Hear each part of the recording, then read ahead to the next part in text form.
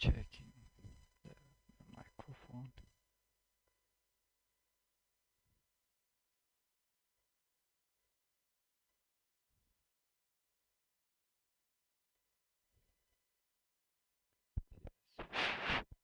Checking microphone. Using the live server extension, it updates automatically when we save, and we can see that first div gets a background color of Dodger blue. So I'm going to highlight this div selector and press Shift-Alt and the down arrow twice, so I get it twice more inside of our code, and then I can just change this to nth child, and then we need a parenthesis. Extends to the full visible page that we in Google. I've got a basic CSS reset here. Inside the HTML element styles, I've set the font just a little larger to 1.5 rems, and we're applying the new Nito font that we've imported. And then the body element is set to a min height of 100 viewport units. It's a display of flex and a column. So the main element that's inside of the body is set to flex grow 1, so it also extends to the full visible page that we see the body take up. And from there, the main element is also set to display flex for anything within it, and it's set to a column as well, and everything is centered, and then there will be a gap of 1 rem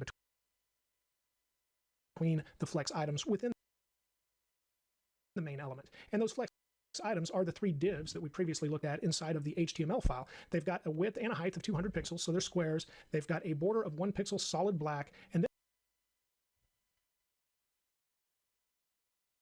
I set each one to display grid so we can center the content easily just by saying place content center, so it centers those emojis. I'll drag our code over to the left side of the screen, and we can see this page right now with our starter code here on the right. We've got our 3 divs. Each one is 200 by 200 pixels, and then we've centered the emoji inside of each one. Now we're ready to apply some individual styles to each of these divs. So I'm going to scroll for some more room inside of the CSS file. I'm also going to press Control-B to hide the file tree so I have a little more room to type. And we'll review some pseudo class selectors to select each one of these divs. So first I'll put in div in lowercase, and then the first pseudo class I'm going to use is first child. So this should select the first div, and we can test that by changing the color, change the background color to Dodger blue, and save. And using the live server extension, it updates automatically when we save, and we can see that first div gets a background color of Dodger blue. So I'm going to highlight this div selector and press Shift-Alt and the down arrow twice, so I get it twice more inside of our code.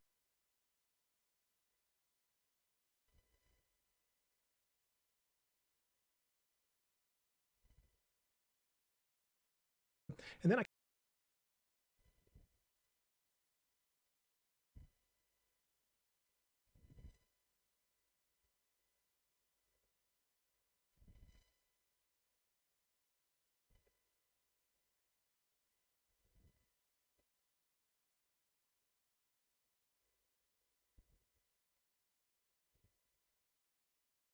can just change the second div on S, there we go, and I'll change this one to lime green. So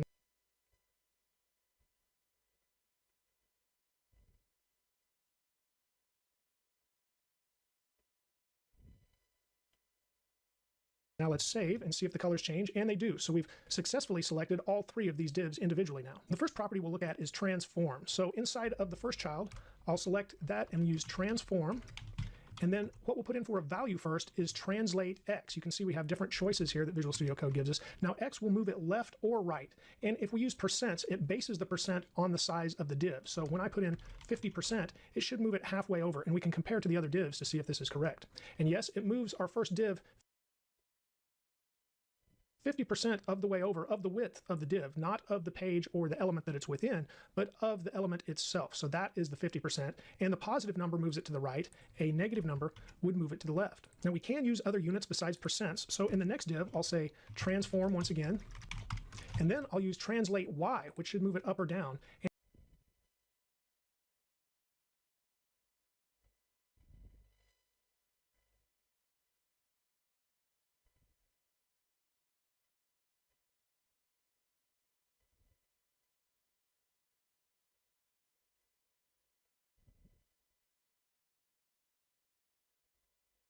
And here I'll use 2 rem, and let's see what happens. it moved it down 2 rem. So likewise, if I give it a negative 2 rem, it should move it up. And as you might have guessed, instead of just translate X or translate Y, we can use the shorthand and use them together. So on the third one, I'll say transform, and then I'll just use translate. And now the first value is the X value. So I'll say 100%, and we can combine different units. So here I'll say minus 2 rem and save. And now you can see it moves it to the right 100%, and then the minus 2 rem did move it up. So now we're back to our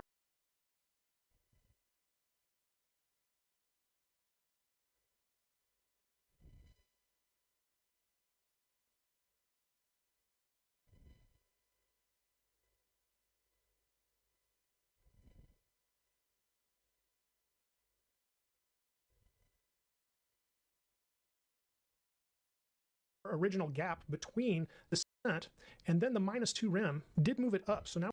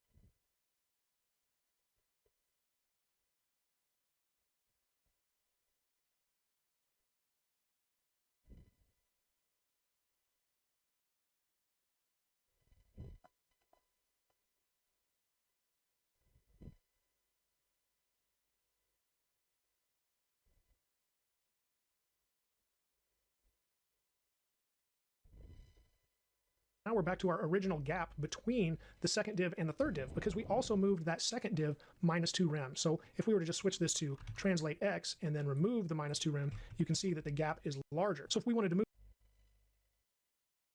this up even more to make it obvious, I could just delete the translate X, go back to translate, and let's say minus 5 rem and save. And now you can see it moves way up. So it's a little easier to see that it's working. So we now know that translate X moves things left and right, and translate Y moves things up and down, and we can use them both together. But for now, let's just comment these out. So I'll press Shift Alt and the letter A to comment them out after I have highlighted them, and do that for the third one as well. And we'll move on to the next value that we can use for transform, which is rotate. So I'll once again put in transform, and I'm going to leave these commented out values in here so you can play around with them from my source code if you want to.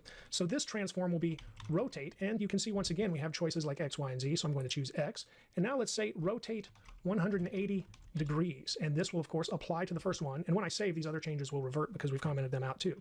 So there we have now rotated 180 degrees. Let's do a smaller rotation and you can see what happens as well. So something looks a little strange about this box, doesn't it? That's because it's rotating from the top backwards. So it's kind of like a pizza box if you consider it that way. This bottom part is coming towards you and the top part is moving away from you as far as that rotation. And that means once we get to 90 degrees, it disappears because you are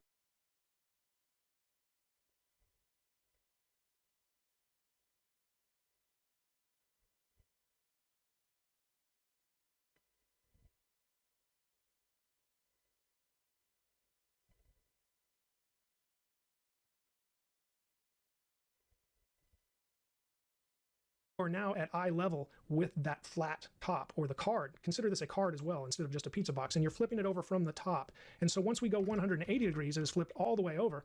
And now notice the rocket is pointing to the bottom right instead of the top right, and that's because that card has been flipped over from top to bottom. So as you might guess then, if we apply transform and then rotate Y, let's choose that out of our list here. And now if we set this to, say, 45 degrees, so we can see what's happening first, it will be just the opposite. So this now looks a little skinnier because we're flipping it, I believe, from left to right. Let's go ahead and do the 180. And yes, now the flame is just the opposite. So we took the right side and made it the left side, but it's flipped over. So imagine having the same image on both sides, but it's the opposite of that. So we're flipping this side to this side, and then of course what was here over to this side. So we're seeing this from the back as if the image was burned all the way through. And so left to right would be the way to consider y as far as the rotation, and top to bottom would be the way to consider x for the rotation. And now let's apply one more down here to our final div. So we'll say transform, and now we'll use rotate z. And let's go ahead and choose 90 degrees with rotate z and see what happens. It didn't disappear, did it? It turned. So we did have our taco facing the normal way, and now it is turned over here. So this might be clockwise. Let's see what happens if we do 180. Yes.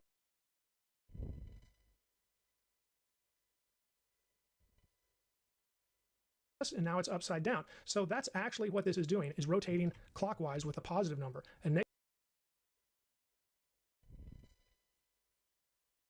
negative number, of course, would take it counterclockwise. It's worth noting that although we can use rotate z, it is just the same as if we just said rotate. So if I save this, we won't see a change. Likewise, if we make it 135 degrees, it'll move on around. And yes, we did see the change now. You can tell it rotated because of the taco has a different position here in the middle. But we can put this some odd number as well, and it won't have such a perfect rotation to see the change. So there we once again go. It does rotate the full box, not just the emoji. Okay, I'll once again comment these out, but leave them in the code. So if you do download the source code, you can see these in there.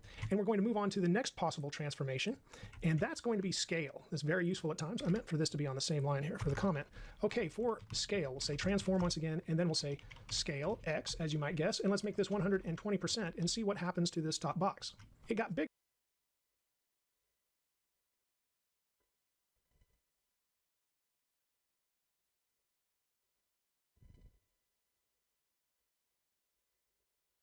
But only to the left and the right, as with x, which is a lot like the translate x, but now it just grew to 120% of the size, but it only expanded on the horizontal plane here to the left and the right, not up and down at all. So as you might guess, if we apply the opposite to the second div, transform y, transform, and then we need actually scale y, there we go, put that at 120%, we'll see the growth goes to the top and the bottom, and it doesn't expand on the left and the right at all. And finally, if we look at this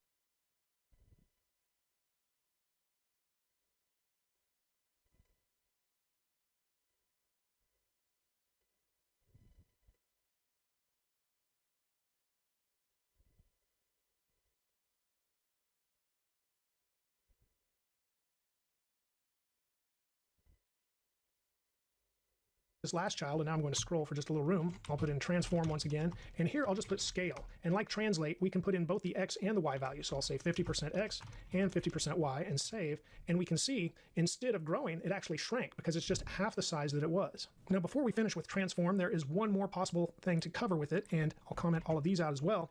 And what we want to do there, it's called skew. Oops, I selected that below, there it is. And now one more to select before we move on to transform skew. So now, once again, on this first div, we'll say transform, and we'll say skew x. And with that, we'll say minus 10 degrees, and let's see what happens. And you can see now we've got a leaning box instead of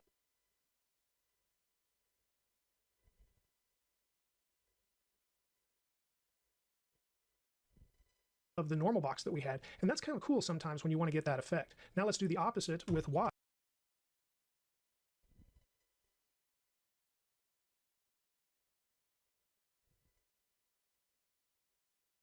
So transform, and then we'll say skew, if I can spell skew correctly. And here we'll once again say a degree, but let's choose a different value, maybe minus 10 degrees instead of 10. No, we said minus.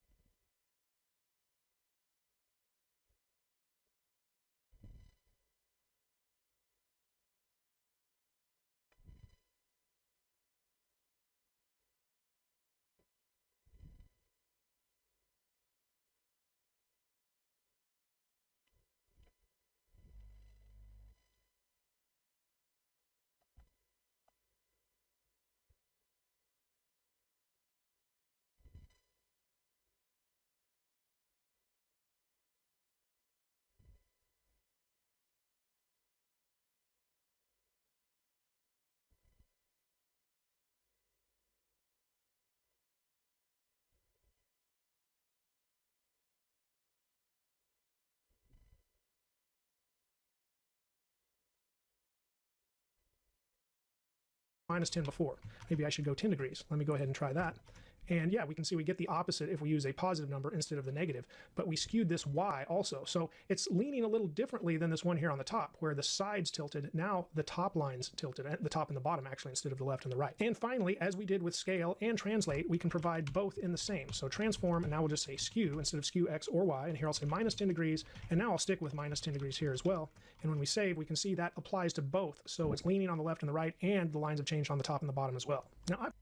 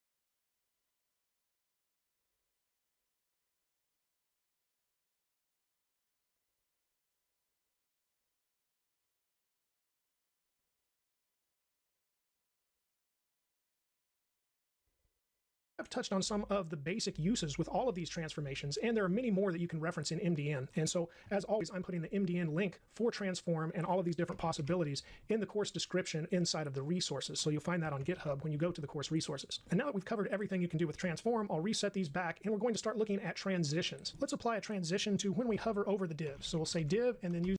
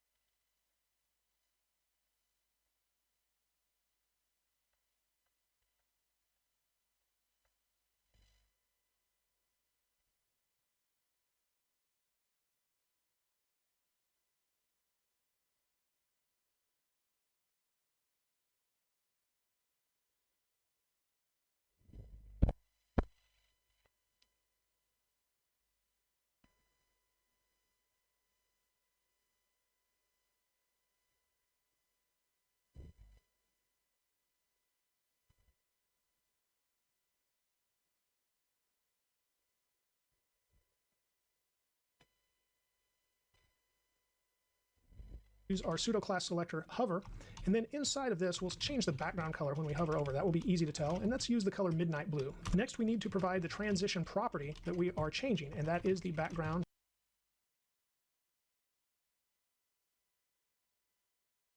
dash color. From there, let's set the transition dash duration, and we'll set that to 2 seconds and save. So now when we mouse over one of these, I'll do the middle one, it takes 2 seconds and it changes to midnight blue. Same with the top.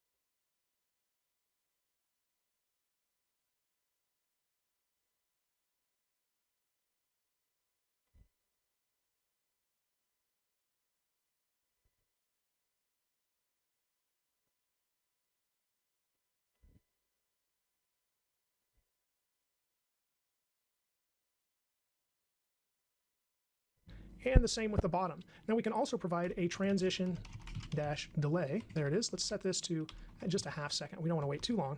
And now when I mouse over, it doesn't change immediately, but then it starts to. So it waits that half second first. Now this is important to know. If you put two transitions together, that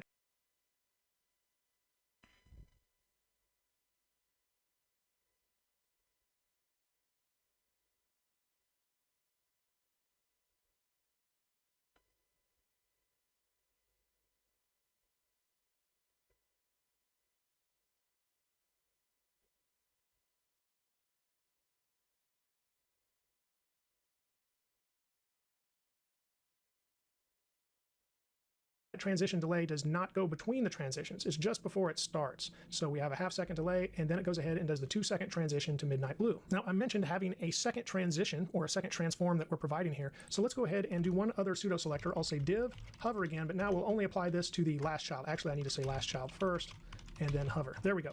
Now for this, I'll say transform, and we'll just rotate, and let's rotate 180 degrees. So this would just apply to the last one, but we don't have a transition applied to that yet either. But we can up here if we want to in these same lines. So after background color, I can just put a comma and say transform. And then during the duration, if I want that to be a different duration, I can just say 3 seconds here. And then if I don't want a delay, or I want the same delay, I could just leave it as is. So let's just leave it as is. So we've got background color 2 seconds, transform 3 seconds, and we'll save. And now if I hover over this last one, it waits that half second, and then it begins to rotate. And notice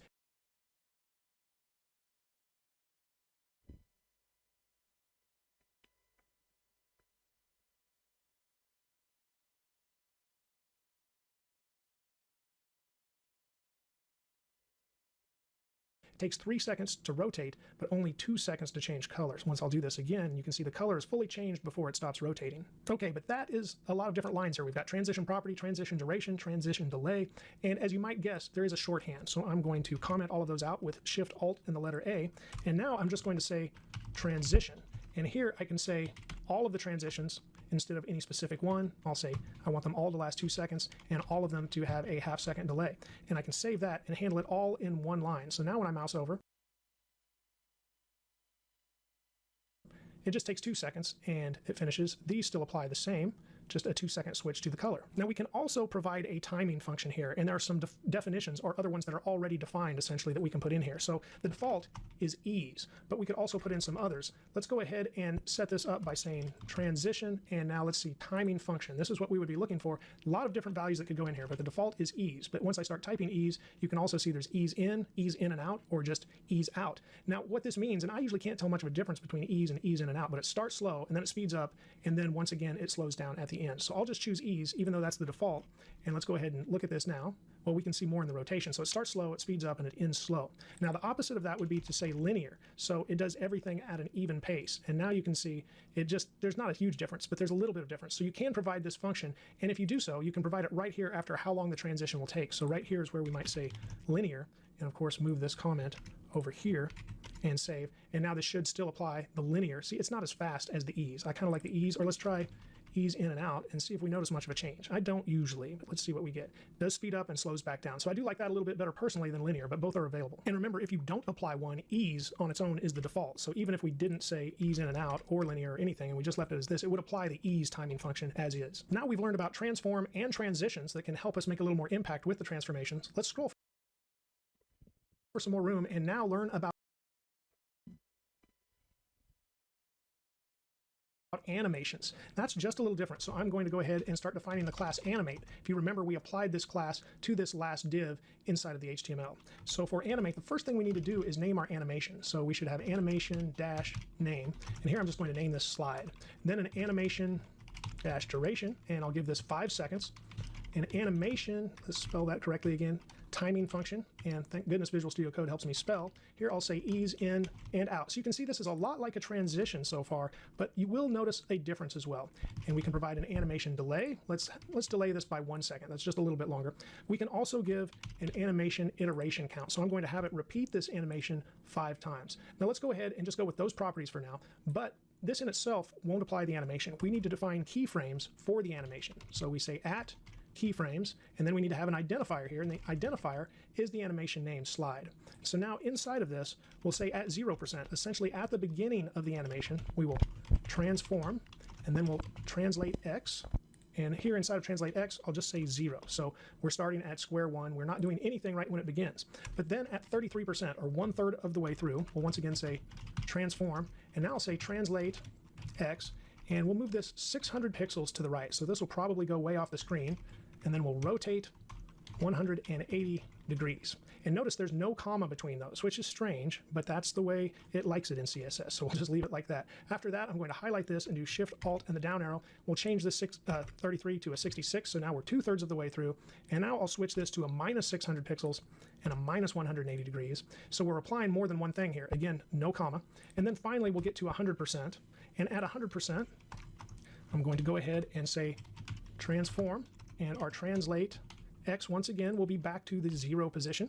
And after that, let's change the background color when we get to the final position to Rebecca Purple. And there will be a reason we want to see this and how it changes. So notice now it started animating right when I saved. It didn't wait for a hover. It's an animation. And let me go ahead and pull this over to the full screen so we can see the full animation.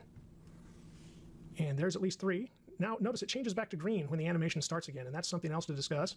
But let's go ahead and let it finish the 5 times, and you can see it's going the 600 pixels in each direction. It's rotating as we want it to, and it changes colors at the end. But then it changes back to green, and it's back in that starting state. So since we have a smaller screen over here, let's maybe change these to 300. It'll probably still make it to the edge or beyond of the screen, but we'll leave it at that. And then let's go ahead and add some more animation properties above.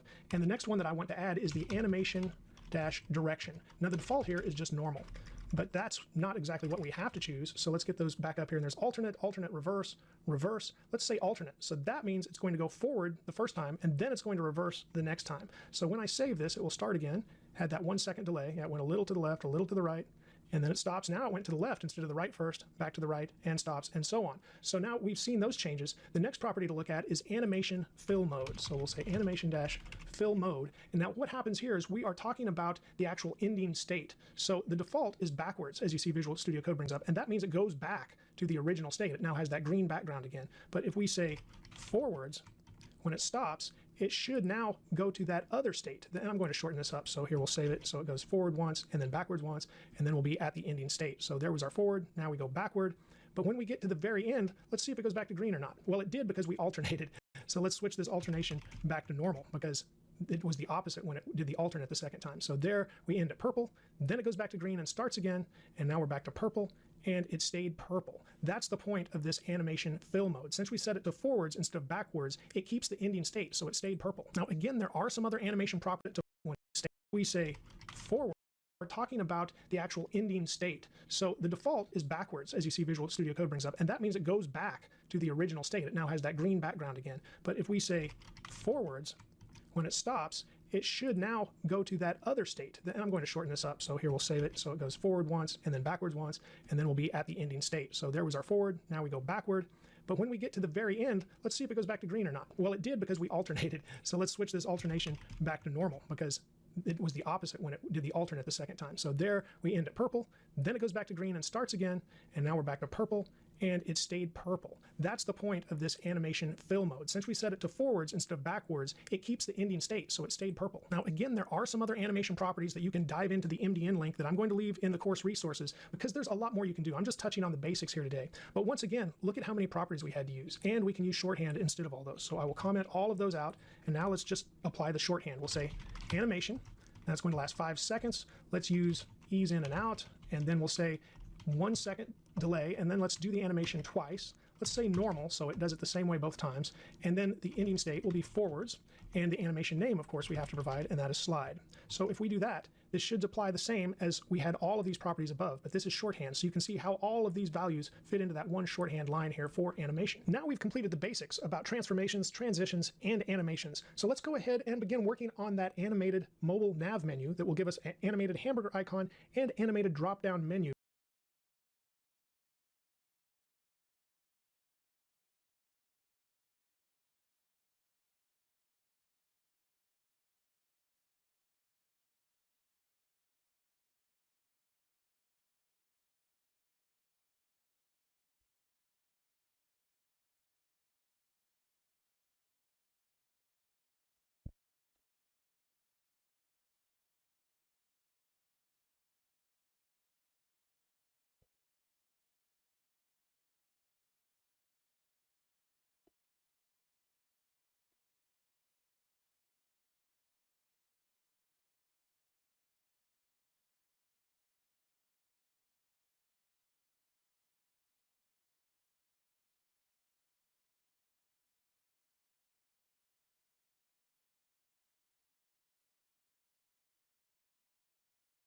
That users could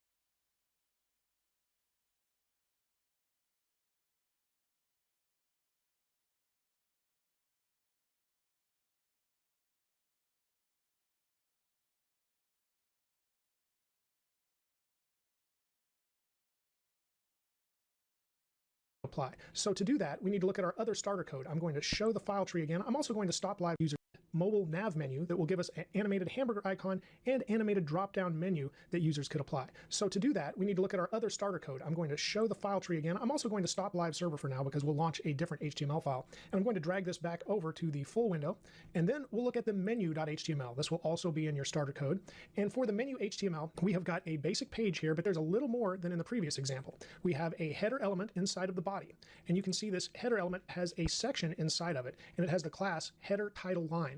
And here we have our H1 that says Acme Co. And then we have a button as well. And inside this button is a div, and it has the class menu icon. The button has the class menu button. And then we have a nav element, and inside the nav element is an unordered list with 4 list items. Now they are basically fake links with just the hashtag that you would use as an anchor for the same page, but I am going ahead and passing one link to a products page, and this products page is basically just like the menu.html page, but of course it links back to the menu.html page just so we can see the difference there. I have absolutely nothing in the main element. This is all about the header and creating the menu around this header structure. So from there, let me close the style CSS and the index.html. Let's look at the menu.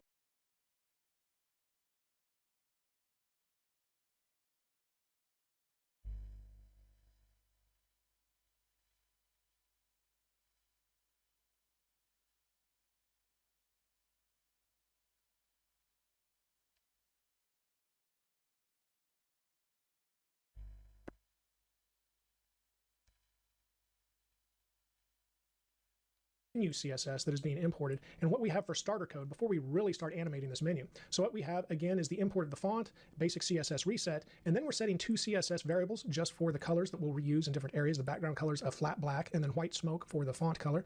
And then the HTML itself, once again, just like the previous example, has a font size of 1.5 rem, set the font family to Nanito, so that's all inherited. The body has 100 viewport units min height, and then is set to flex and a column again. And then the header itself has a background color that's the header background color, and we set the basic color here. So we don't see a whole lot of difference, but I'm going to go ahead and launch this page now with live server and drag Visual Studio Code over to the left, and it looks like it launched the other page, so I'll need to change that. And then inside of here, I'm going to say /menu.html. Now right now, this doesn't look too great. We don't have a whole lot that looks good for sure. We have our Acme Co here, and then we've got our links here as well, and maybe a little something odd there. But now we'll start to apply some other styles. I'm going to do Control-V again to hide the file tree, and we can start with that header title line. And if you remember, I believe that's what this is the button. We had the Acme Co H1, and then we had a button all inside of that section element that had the class header title line. So I'll put header dash title dash line, and we'll start to apply a few styles there. Let's give a padding 0.25 rem on top and bottom, and 0.5 rem on the left and the right. We'll set it to a display of flex, and from there, let's go ahead and set the flex dash flow, and this will be a row instead of a column, and we'll say no row.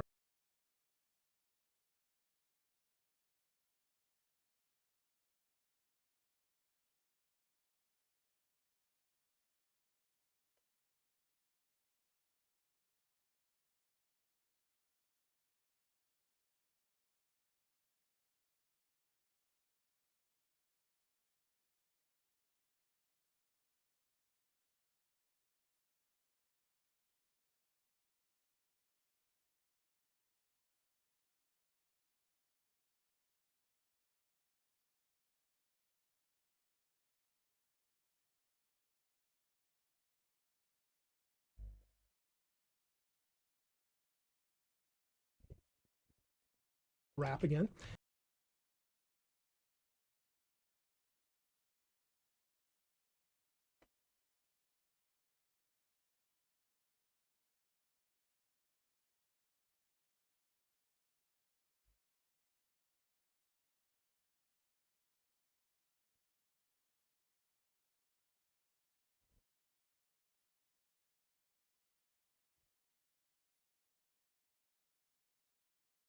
And then after that, let's justify the content, and we want space between. So we go hard left and hard right with the content we have, which should be the H1 and the button.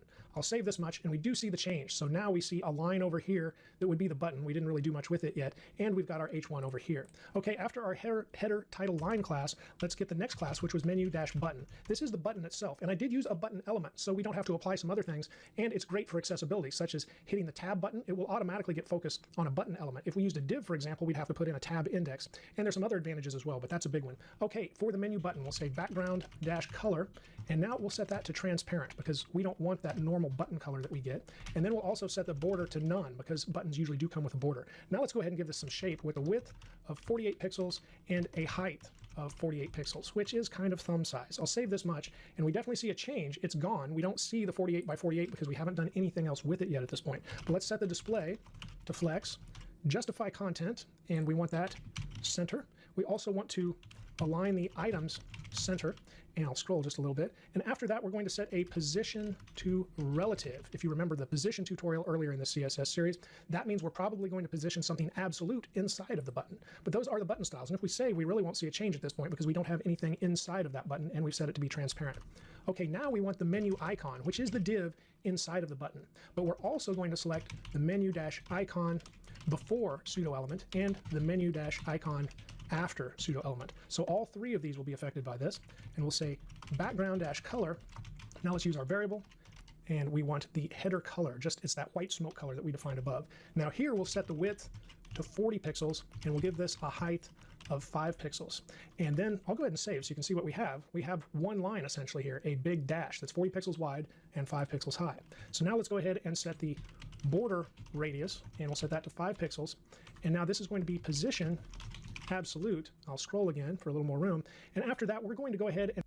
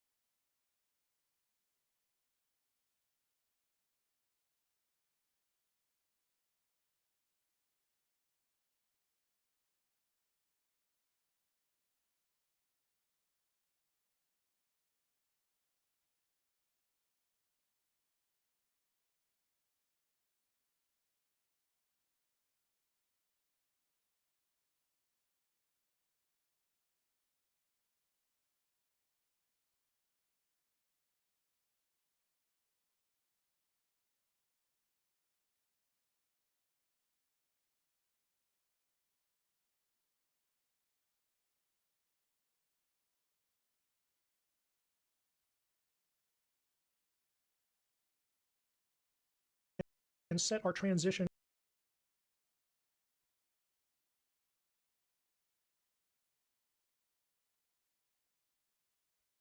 right here because it will apply to all of these.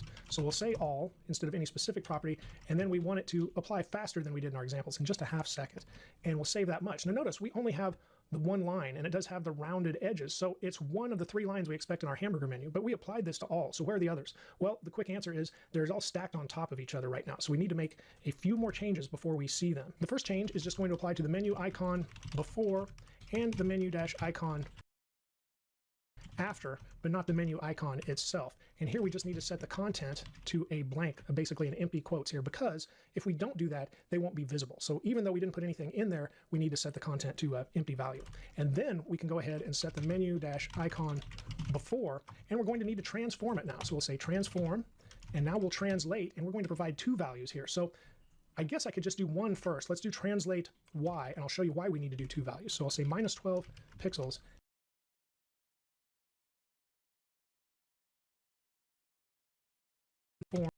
So even though we didn't put anything in there, we need to set the content to an empty value.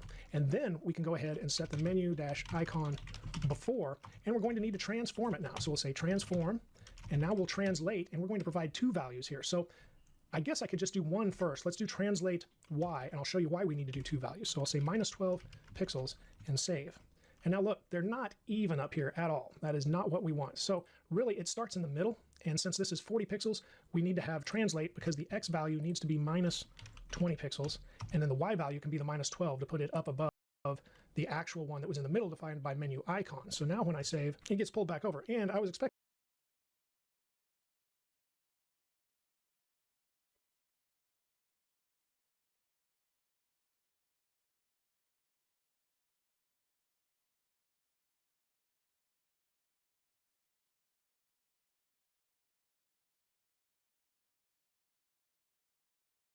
expecting them to be the same length. Let me make sure I put everything that I thought I did, and I'll come back and go over that. But right now, two different lengths of lines. However, what I expected here did happen. We've got the minus 20 pixels to pull it back even, and the minus 12 pixels to put it on top.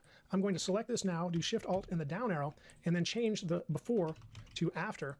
And now I'll also need minus 20 pixels here, but now I'll need a plus 12 pixels to put this next one underneath and save.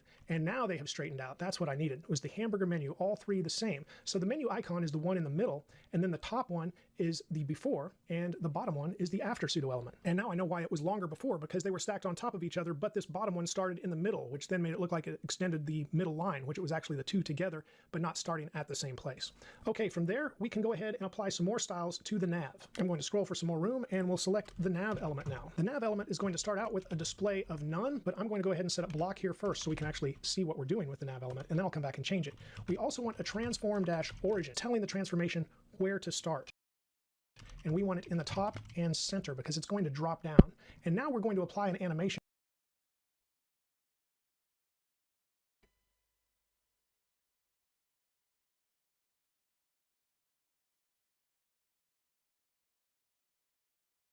But we haven't defined that animation yet, so let's go ahead and define it first. And underneath here we'll say at keyframes, and then we'll say show menu, and now we'll say at the 0%, we will transform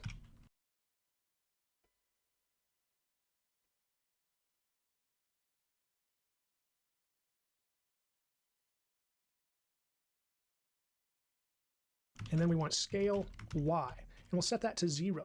And then after that, we want the next one to be at 80%. And that's going to also be a transform.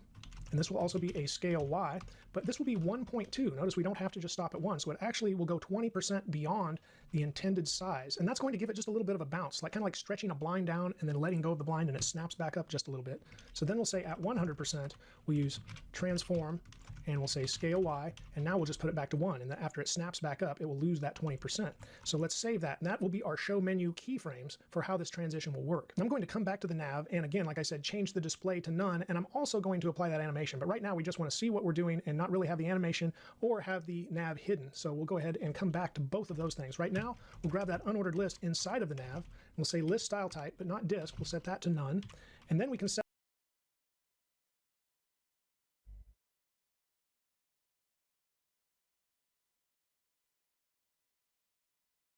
that unordered list to a display of flex, and then we'll set the flex flow there to column and no wrap. And after that, we can select the list items, so nav and li, and then we'll give them a padding of 0.5 rem all the way around. And let's put a border on top to 1 pixel solid, and here I'll need var so I can set that header dash color. Let's save this much and see what we've got. Well, we can see the menu is coming together. We haven't really styled the links or positioned the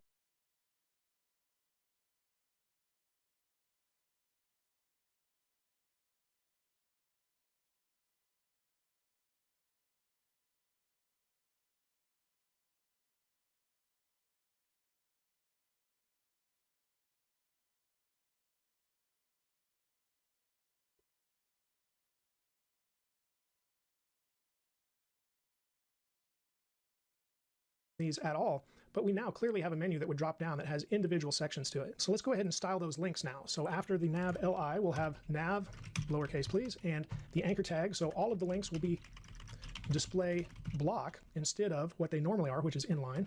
And then we'll say text align and set them center. And then I'm going to give them a width of 80%. If I were to not be applying an animation, if I did not apply an animation to these links, then I would probably set them to 100% and just change the background color and the text link so they would take up the whole space. But because I want to apply an animation today, I'm setting these to 80% because the animation will make it grow. So that is the consideration there. And because of that, I'm also setting the margin to auto, so it will center these block elements that they are now block elements when they normally aren't. But what we get are centered links right now. We don't have an animation or a transformation, I should say, applied to any of these yet, but we will. After that, we'll go ahead and select the nav, we need the anchor, and there we go, the AnyLink pseudo selector, which is a pseudo class. So this applies to both the non-visited and visited links. And we'll say color, we'll set our var to the header color once again, so they stay that same color, whether they've been visited or not. We'll set the font weight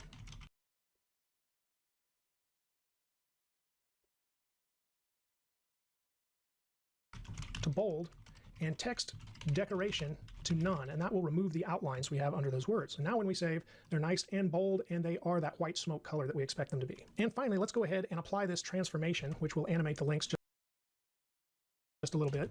So we'll say nav and then hover, and then we'll also apply this to the nav and if they have focus, both of those.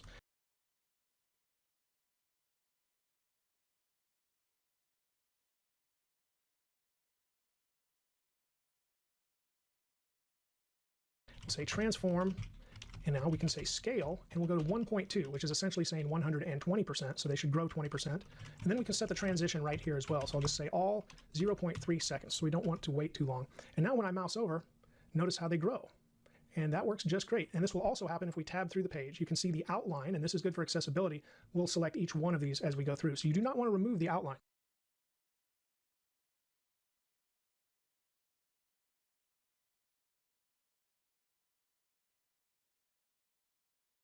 You could change the colors or style it if you want to, but I usually leave it basically as the default. It does help with accessibility, so you definitely want it there, so you can tab through these as well. Now let's go back to our nav menu and make those changes I talked about. So nav, instead of display block, should be none to start out, and then we also want to apply that animation, which will be animation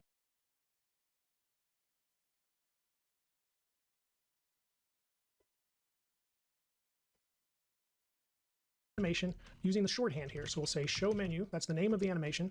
0.5 seconds is the duration. The default would be ease, so we can say ease or ease in and out. Again, I can't tell much of a difference between the two. And then we'll go with forward, so it leaves it in that finishing state. As we noticed in our example before, the square changed to purple and stayed purple at the end instead of reverting back to green. So we'll say forwards here. Now, this won't apply a whole lot yet, but when I save, it will disappear. So now we need to do some other things so it will appear when we hover over the header or when we have focus anywhere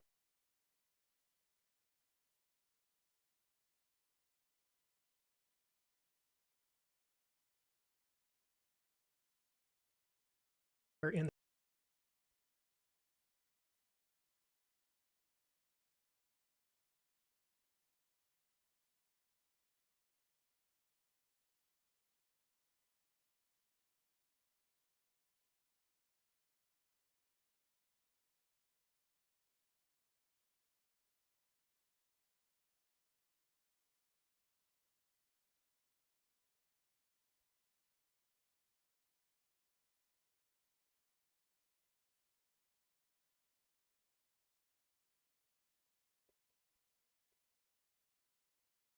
the header. I'll put these final styles right above the nav here in our CSS, and they're going to start with the is pseudo selector, which will save us a little space. I'm going to say header and then hover, but this will also apply to the header focus dash within.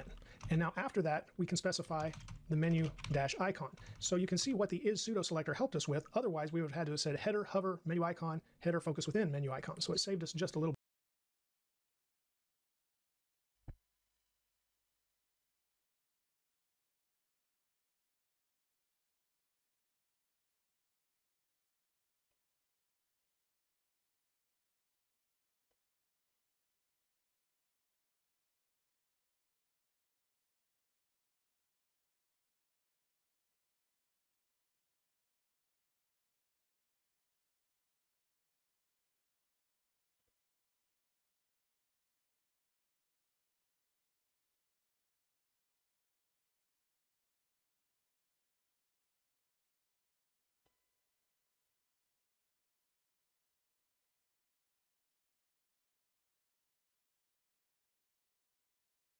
bit. So what we're going to do, say background color, and we'll set that to transparent.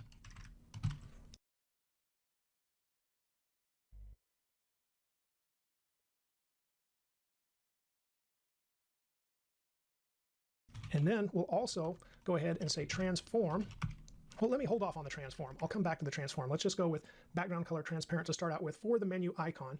And after that, I'm just going to select this and drop this down. Now remember, the menu icon itself is just this middle line, which means we'll be losing the middle line when we mouse over. Now after that, we'll say menu icon before. So now we're selecting just the top line.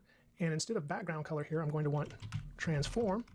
And then I'm going to set a couple of things. One thing is the translate X, and that is because, remember, we already had to translate X back minus 20 pixels. We need to do this again, or it will end up in a different area. So we'll once again say minus 20 pixels for the translate X, and then we're going to rotate and we'll rotate this line 45 degrees.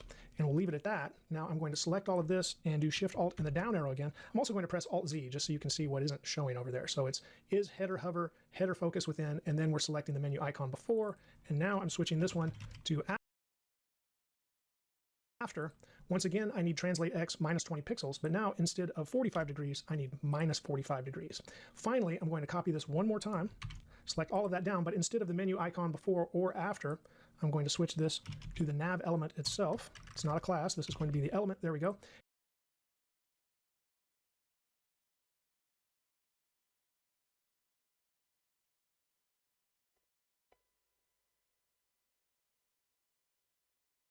And now we need to change that display to block.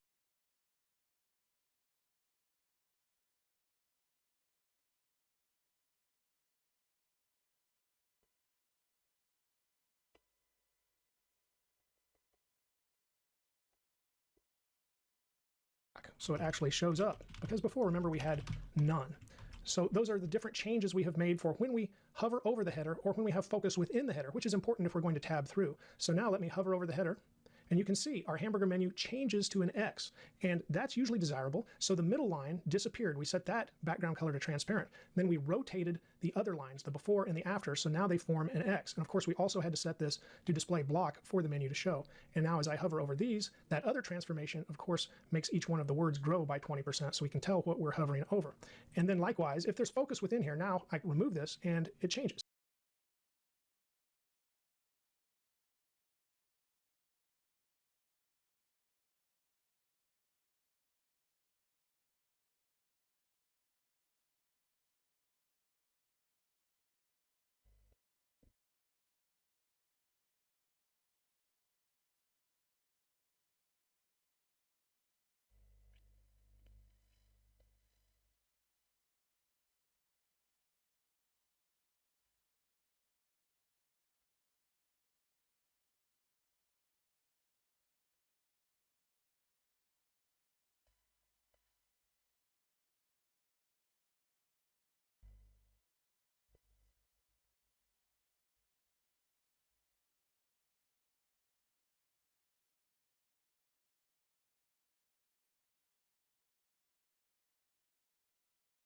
Different area. So we'll once again say minus 20 pixels for the translation.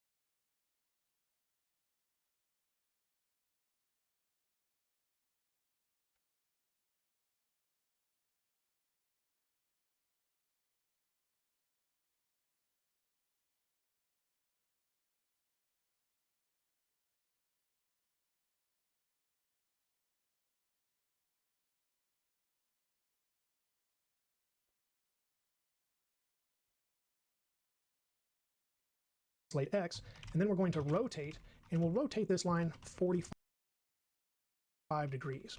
And we'll leave it at that. Now I'm going to select all of this. It's not a class, this is going to be the element, there we go.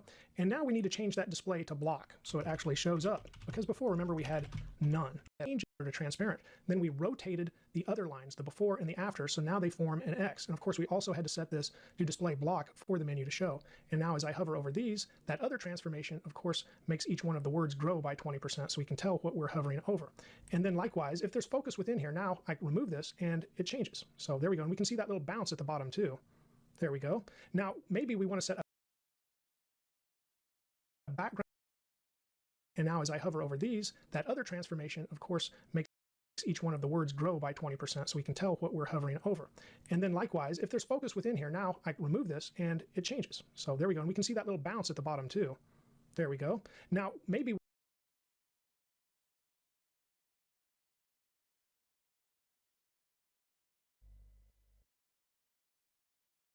we want to set a background in the app, and you does help with that animation.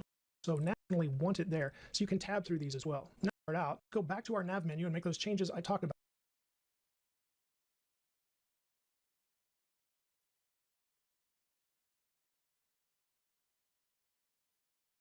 Change the colors or style it if you want to, but I usually leave it basically as the default. It does help with accessibility, so you definitely want style accessible. And that works just great. And this will also happen if we tab through the page. You can see the outline, and this is good for accessibility. We'll select each one of these as we go through. So you do not want to remove the outline. You could change the colors or style it if you want to, but I usually leave it basically as the default. It does help with accessibility, so you definitely want it there. So you can tab through these as well. Now let's go back to our nav menu and make those changes I talked about. So nav, instead of display block, should be none to start out. And then we also want to change with accessibility, so you definitely want it there. So you can tab through these as well. Now let's go back to our nav menu and make those changes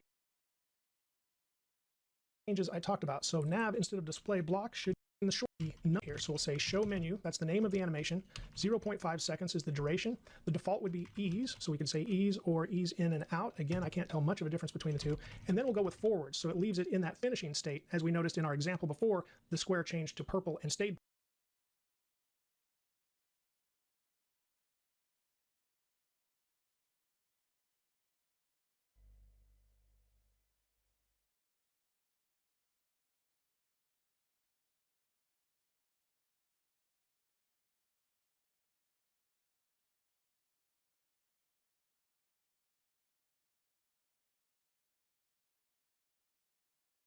Purple at the end instead of reverting back to green. So we'll say forward.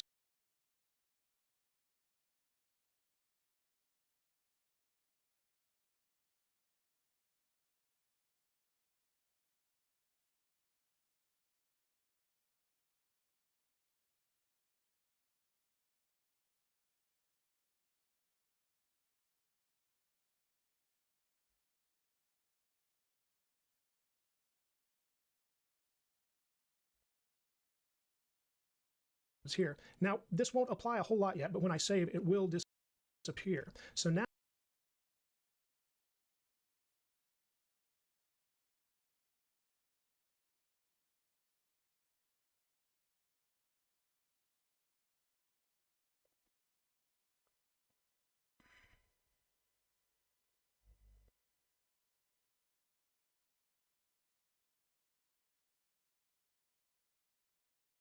we need to do some other things so it will appear when we hover over the header or when we have focus anywhere in the header. I'll put these final styles right above the nav here in our CSS, and they're going to start with the is pseudo selector, which will save us a little space. I'm going to say header and then hover, but this will also apply to the header focus dash within.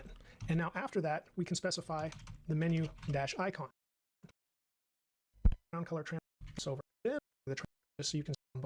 But now instead of select all of that down, but instead of the menu icon before or after, I'm going to switch this to the nav element itself. It's not a class. This is going to be the element. There we go. And now we need to change that display to block so it actually shows up, because before, remember, we had none. So those are the different changes we have made for when we hover over the header or when we have focus within the header, which is important if we're going to tab through. So now let me hover over the header. And you can see our hamburger menu changes to an X, and that's usually desirable. So the middle line disappeared. We set that background color to transparent. Then we rotated the other lines, the before and the after, so now they form an X. And of course, we also had to set this to display block for the menu to show. And now as I hover over these, that other transformation, of course, makes each one of the words grow by 20%, so we can tell what we're hovering over. And then likewise, if there's focus within here, now I remove this and it changes. So there we go. And we can see that little bounce at the bottom too. There we go. Now, maybe we want to set a background color on the nav itself, because I'm noticing that's bouncing a little bit lower and going into the white there. So let's go back to the nav and find where, oh, it was actually underneath here. So let's set a background color on the nav itself. And here we'll say var and grab that same header background color and save. Now let's check out the bounce with the menu. And yeah, now we see that color stays with this last word instead of dipping into the white there. That looks good. But there's one more transform that we can apply.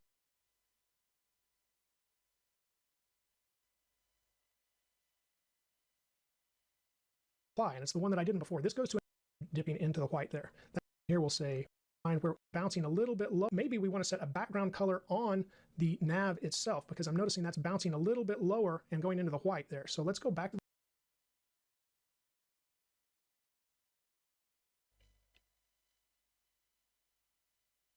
the nav and find where, oh, it was actually underneath here. So let's set a background color on the nav itself. And here we'll say var and grab that same header background color and save. Now let's check out the bounce with the menu. And yeah, now we see that color stays with this last word instead of dipping into the white there. That looks good, but there's one more transform that we can apply, and it's the one that I didn't before. This goes to an X, which is great, but let's apply this to the hamburger menu as well. So this is the menu icon, and right here we'll say transform, and now let's rotate, and let's do 720 degrees. So that's going to be a few full turns there, at least a couple. So now when I hover over, you get the spin, and then we have the X, and that's a nice little effect as well. So there, everything is complete. I hope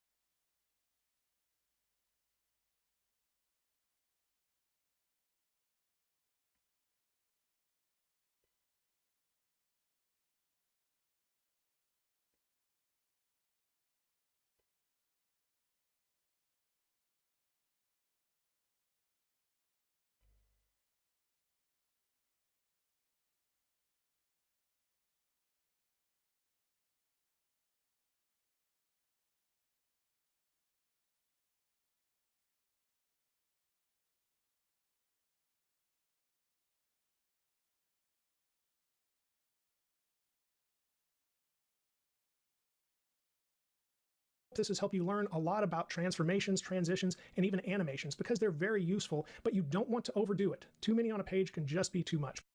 Before we get to the final project in the CSS for Beginners series, there's one more topic to cover, and that's organizing your CSS. I've included a markdown file with this lesson and the sample code, and it just is going to contain an outline of suggestions to organize your CSS. And I say suggestions because there are no hard and fast rules. There are different theories and different takes on this, but the first one is possibly the most important, and that is follow your team. That's a very important rule to go with because if your team has already established how they're organizing the file, you need to follow that pattern. You're probably a junior dev getting started with them, and you don't really want to rock the boat there. Just follow and of course use the pattern that they have, and I'm sure there are reasons for that pattern. After that, we're going to have code examples to look at. So our second reason here, or second suggestion, is to use comments to create headers, or you might call them dividers as well, labels if you will, inside of your CSS. Now we've seen this already throughout this series as we've done a few mini projects, and you've seen that I've provided these headers, which are much like what MDN suggests throughout the CSS. So here's our reset labeled, and then I have one for the variables, and then inside of the root pseudo selector here, you can see I labeled colors. There might be other variables that I would create, and so I might have sub labels here inside of that pseudo selector for that. Then I have utility classes, general styles, and now we get down to blocks, which is something we're going to talk about in just a little bit, but this is just our starter CSS for the day. But you can see how I've already organized it, and those comments will really help you get back up to speed if you come back to your project a month later, or anybody else that's working with you. They'll easily find the section that they're looking for. Okay, the third suggestion here is to sort properties, and typically you sort those properties alphabetically, but this is not everybody's choice. Some people prefer to sort properties in their own groups that they have chosen, and MDN has some suggestions for that too. So I'm going to put a link in the resources to that MDN page that has those other suggestions, and also a link to an article that discusses sorting your CSS properties alphabetically. Now that's not how we write them, so I'm going to show you what I do here in just a second, but I want to give you a memory technique to remember this by. Sorting alphabetically, at least in the English language, we usually say the ABCs, which would be our alphabet. So just remember ABCSS, and that will help you remember sort alphabetically. So ABCSS, if you will.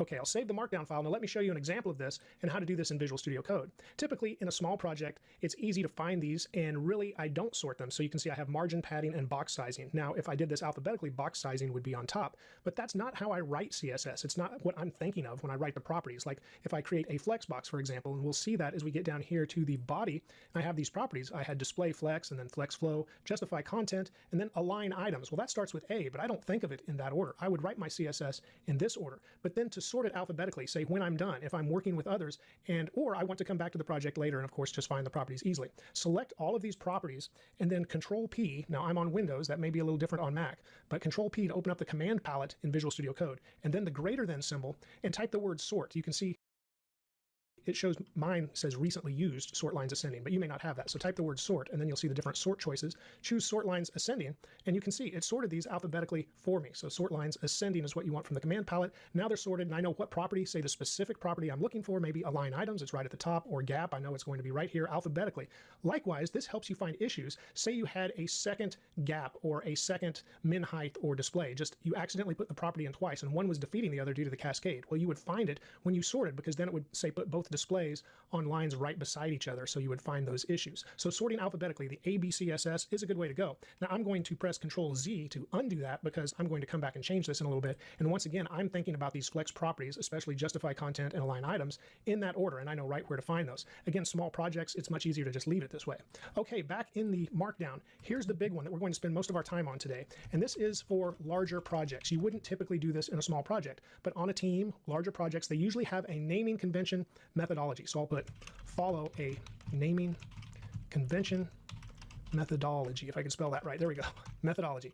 And a very popular naming convention methodology is BEM, which stands for block element modifier. So block element modifier. There we go. So there are others. This is just a popular one. So I want to go over this popular version. And of course, your team may not use this. This may not be the one you adopt going forward, but do know it exists and know that it is used a lot. So you may see it out there in code examples. So now let's go back to our code. And besides what we have here, we start with a block here at the bottom. So you can see I've defined a button class. Now, typically, even frameworks and libraries that you may learn later to work with on larger projects will apply classes to put most of the styles on the page. And you can see, other than the HTML in the body, I'm really starting out here with a class. And now above, I have a utility class here and some variables. But other than that, just here in the reset, I had, of course, the button, and I might put an image here and set the display to block or anything else I'd want to do in the reset. But after I get past the big elements of HTML and body, I'm probably going to use classes. And these naming conventions, other frameworks and libraries that have been built by third parties, those usually apply classes as well. So we start out with a block. And here it is. Also, it says AKA components. You may hear some people refer to these as components instead of blocks, but they're talking about the same thing. Now, this has a semantic meaning. It's important. It's saying we're defining a button. So the button has a width of 100, a height of 100 pixels both, and a border radius of 15. This is our basic button style that we want to use on the page. And when we go to our HTML, we see 3 buttons, and they all have that class button. And of course, they can have different content. But then we get to the next part of block element modifier methodology. And we're first going to look at the modifiers. I'm going to scroll for a little more room here, and I'll get that just right up to the top of the page. And underneath, I'm going to paste in some code, and we can see those changes. But notice what I've done. I put another comment here that says modifiers. Now, this isn't something you would need to do in your code. I am just identifying these for you for the tutorial. But what modifiers are about incremental style changes. So here, we're going to have blocks with modifiers. So our button is the block, and then we have 2 dashes, not 1. If we were to name something, we might have 2 words in the name, and we could put 1 dash in between. And this is why BEM uses 2 dashes, and later we'll see 2 underlines. But these 2 dashes indicate that this is going to be a modifier. And then you can see I've got the name secondary. The other one, I've got the name lean. And the third one, I've got border. And here you see a name that has 1 dash in it. So border, and then LG stands for large. So a large border. So these are incremental changes we can make to the blocks with modifiers. Now, we don't replace what we previously had, the button class. We add this in addition in our code. So for example, here on our second button, we could put btn -- secondary, and I'll save once I spell secondary correctly. And now you can see we have a yellow button. Notice in the HTML, we've applied both the button class and the button secondary class. Likewise, on the third button, we can put our button -- lean. And now we have applied that modifier as well to our block. So our button lean modifier, and the third button here is leaning. And I believe we had another one. Let me look back. Yep, border large. So we could apply another class. You can apply as many as you want to. So we have button -- and then we said border large, and save. And of course, now it's outlined in white, so it's a little harder to see than what we had with the black border before, but we'll change that here in the future. But it did, of course, make it a little harder to see right now. I could press Alt-Z, so that wraps. Well, it didn't. There it is. It's already wrapping. It just wrapped on part of that closing element. But there we've applied modifiers to the blocks. And these modifiers have provided incremental changes to our more important semantic blocks, our buttons. And those are the starting styles that we want. And then, of course, we can modify them with each class that we apply.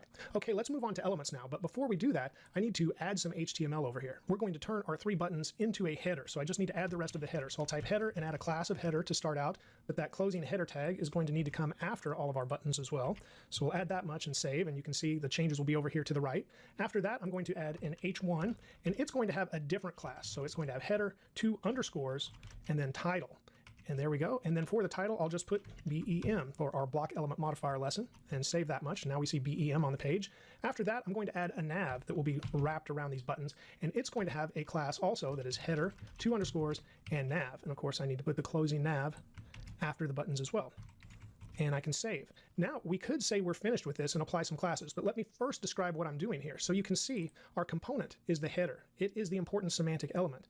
And now what's within it depends upon the header. So we have a header with 2 underscores and then a title. This is the element, the E in BEM, the block element modifier methodology.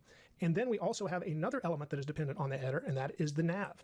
Now, inside here, we could say, are these buttons dependent on the header or not? Because if we have a button style we're using throughout our site and not just in the header, we would want to leave this as it is, because this would be important so we don't have to redefine the same button style somewhere else. However, if these are buttons that we're designing a specific way just for the header, then they would become dependent on that header. And if that was the case, then we would say header 2 underscores button. And of course, we would change everything else here. So I'm going to select one button and then Control D to get the next, and there's one more. There I've got all 5 of them now.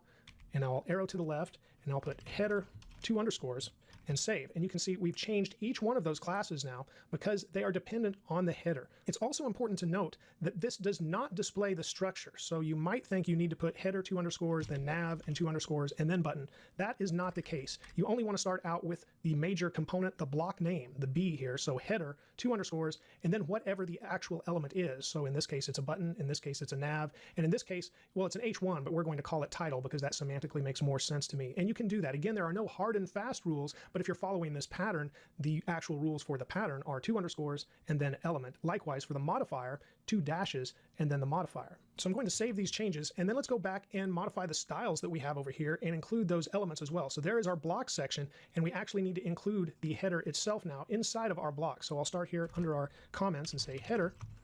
And then we're going to have a background color, and I'm going to say var and change this to our header color, or background color that was defined before. So there's the B. After that, we would also have a color. There we go, color. And I'm going to put another var, 2 dashes, and choose color. After that, we're going to have some padding. I'm going to say 1 rem on the top, 1 rem on the left and right, and 1/2 rem on the bottom. We'll make this a display of flex.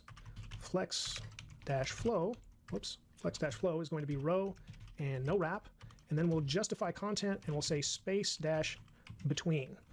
We'll save that. We definitely see a change, but not everything we want yet. Let's go up and remove some things from the body. All we really need to keep are the first 3 properties. Let's get rid of these bottom 3. And we'll save that. And we see a few changes at the top. Not exactly everything we want yet, but we're getting closer. And I think I forgot the word header on the color. So if I put that, it should change those to white letters. That looks a little better as well. And now let's add an element section that I'm going to put right after our button class. And I'll just put the comments there. It looks like it's wrapping here, but what I wanted to add along with just the elements editor is the comment no standalone meaning. In other words, they're semantically tied to the block. They are dependent upon that block. So it's not just a button, it's going to be the header button style. And likewise, it does not represent the structure. So what we do not want is the header underscore 2 underscores nav 2 underscores button. You would not want that. You would just want header underscore button. And I don't know why I have the period there. Well, that's weird. I'll Control Z to change that again. Maybe that's marking something. Let's see if I can just back up one. Not header nav underscore button and save. Okay, got the comments there. Now I actually need to put in the style. Well, it's going to be the same as the buttons. So I'll just copy this, Control X to move it down, put it underneath and paste it in, but we're going to change this now to our header 2 underscores and button. Now we have our button style back in place for the header, but we don't have any of the modifiers in place that we applied to the HTML. So I'm going to select all 3 instances of the .btn here, arrow to the left, 1 arrow to the right, and type header 2 underscores, and now they should once again be applied, and we can see that. So we have the yellow background here, and we also have the leaning button here on the 3rd one. Let's check that border large. Maybe we just need to change that color to see it better, or we could apply another class that would help us see it better. So besides the button lean and border large, let's go ahead and apply the header 2 underscore button dash dash secondary to this 3rd button as well. And now we can see the yellow color here, and then we see the white border as well. Notice there is a space between each class that we apply to these elements.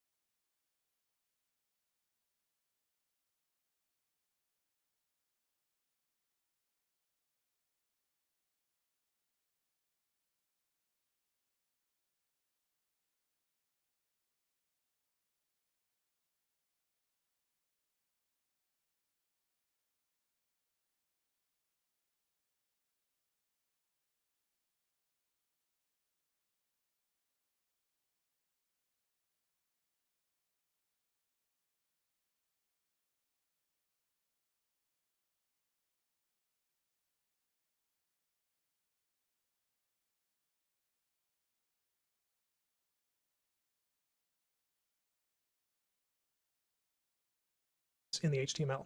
Okay, jumping back to the style, now we have modifiers that are applied to the elements instead of the blocks. You can apply a modifier to either one, but just know an element is going to have the 2 underscores.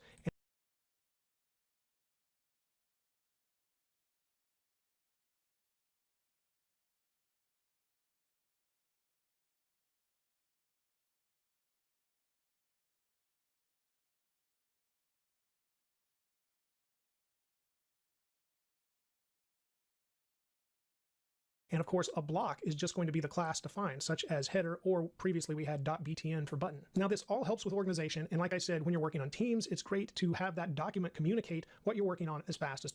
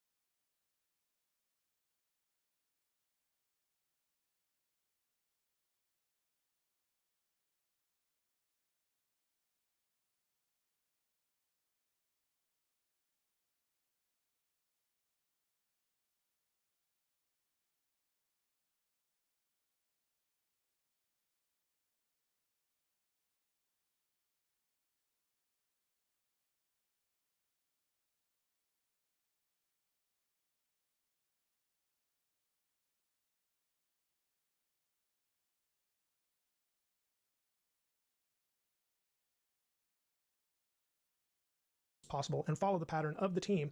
And if you just have a large project on your own, this may help as well. One other thing this can help with, and I want to show this with the element section, is when we're selecting something, it's good to say a class like .header has a specificity of 10.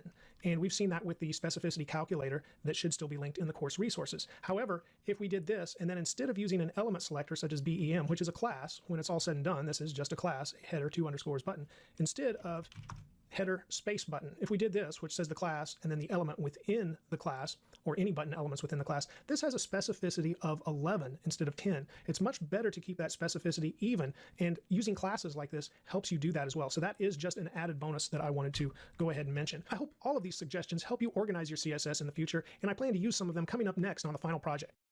Welcome to the final project of this CSS for Beginners course. At the end of my HTML for Beginners course, we built a full website for the little taco shop that you see here.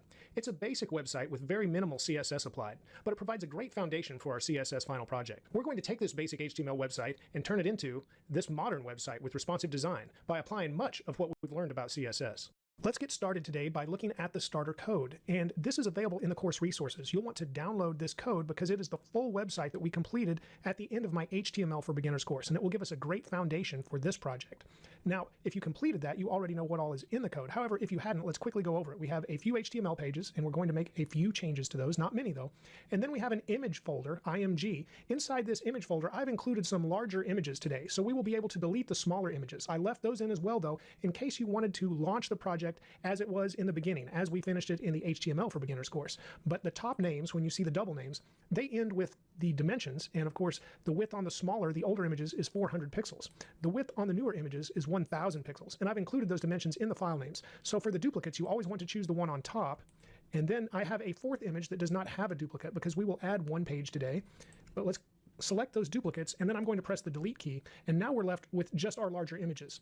Likewise, there was an examples folder, and this just gave us example images of what the project looked like at the end of that HTML course. If you wanted to complete the challenge at that point, you were welcome to try to look at these images and complete that, and then look at my code. So let's click that examples folder and also press delete, as we no longer need those files. Now there is very, very minimal CSS applied to this project, so we will be cleaning out everything that is in the CSS file. You can press Control-A to select all and hit backspace and delete those 19 lines of CSS that did exist. So that gets us started. Now let's go to the index.html, which is the home page, and we'll start by looking at the head section. The head section contains all of the meta tags that we would need in a project, and you can see author and description. However, there is one missing that we're going to have to add. But since we're creating another new page and we're going to just include the about content that is currently in the index.html, we had an about section. We're just going to make that a new page and abstract that, just remove it from the index and put it in its own page today. So let's go ahead and do that, and then I'll show you what's missing from the head section in all of the pages we already have. So let's click the new file icon, then type, well, it looks like maybe I already included it here before I actually do that, but you would want to click the new file icon because the about page would not be in the starter code. I guess I typed that in earlier. But now we have a blank HTML file, and I'm going to type an exclamation mark, which is an image shortcut, but if the shortcut doesn't pop up for you, you can press Control and the space bar, and then you should see the shortcut menu and select this top image abbreviation, and this gives us the outline of a page. Now there's a couple of things it includes that we don't have in the other HTML files from that HTML beginners project. One is this meta tag that has XUA compatible IE equals edge. They still include that with this image shortcut, but it's not really necessary unless you're concerned about possibly supporting Internet Explorer, which at this point has been discontinued and for the most part is no longer in use. But you could include that. The one that I want to make sure we include today is the next one, meta with the name equal to viewport, and then the content is equal to width equals device width, and initial scale of 1.0. We absolutely need that meta tag in the header of all of our HTML pages so we can make them responsive. So I'm going to copy this, and then I'll go back to that index.html, and I'm just going to put it right underneath the UTF-8 that we have in the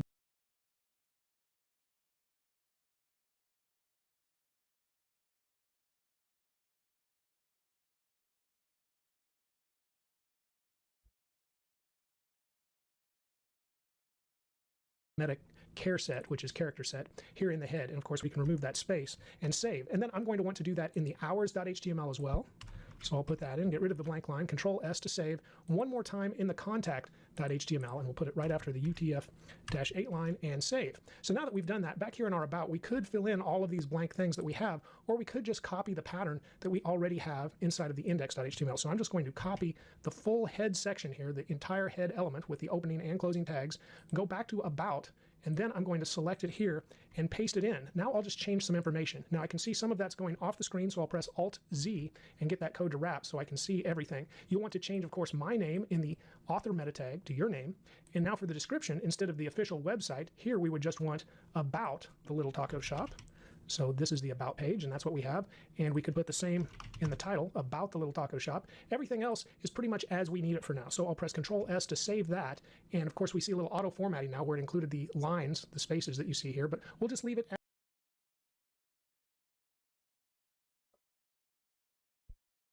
as is, and then we will come back and get that information or abstract that out of the index.html when we get to that point. Now moving back to the index.html file, I'm going to scroll down, and we have a header section already clearly defined, but we can see it goes clear off the page. I don't have the closing tag here yet. However, everything we see here is really all I want in the header now. We had a figure here with an image, but we're going to pull that out of the header and put it inside of its own section. So select everything from the opening figure to the closing figure, and I press Control-X to cut, and then I'm going to backspace and remove those spaces, and then I'm going to type section and press tab, and so I get a closing tag as well, and then press return or enter so I get a new line, and then I'm going to Control-V to paste that figure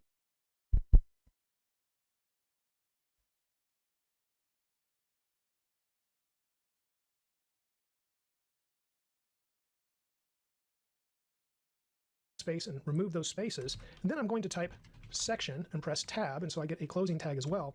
And then press return or enter, so I get a new line, and then I'm going to control V to paste that figure in. So now the section contains the figure, and the header contains the nav and the H1. And I'm going to do that on all of the pages, and I'll remove that HR, which was the horizontal rule. However, I want to apply some classes here as well that will help us format our CSS. So before I make these changes to the other pages, let's apply those classes. In the final lesson before this project, we learned about the BEM, Block Element Modifier, naming convention, and I'm going to use that some today for each section of the page. So we'll start here with a class, and we're going to set this equal to header, the same as the element name, and it will be the parent class for everything inside. So when we label the H1, we'll say class, and here I'm going to say header, 2 underscores, and H1. Likewise, for the nav, we'll say class equals, and then we'll have header, 2 underscores, and nav. And when we get to the unordered list, we'll say class equals, and then we'll have header, 2 underscores, if I could find that underscore key again, and then UL. But then I'm not going to apply classes to the list items. Some may want to do that, and that would be okay. This is a small project, and I don't have any plans to put styles directly on these list items, so I can accomplish everything we're doing today without doing that. So I'll leave that as is. However, we do need to rearrange some of the menu. So I'm going to select this top list item for about and press Control X to cut it out. We'll leave the menu as the first selection. The second selection will be the hours page. The third will be the contact.html. So at the bottom, I'm going to paste in what was the first list item. It's now the last list item, but it will no longer be an anchor tag that goes to part of this page. It's going to go to the about.html page. So we'll switch that over. And we don't really need to have the whole abbreviation here. So I'm going to remove that. It was good to learn about abbreviations in the HTML course, but now we'll just use the word about because that pretty much sums it up. Likewise, we can change contact us to contact, and store hours can just simply be changed to hours. Likewise, our menu can just be menu, and that will still indicate what these pages are all about. Now let's scroll down to our section that contains the figure, and we're going to call this a hero section. It's the part of the page after the header where you usually see a large image or an attention getter. That's often referred to as the hero section. So let's give this section a class, and we'll just set it equal to hero. And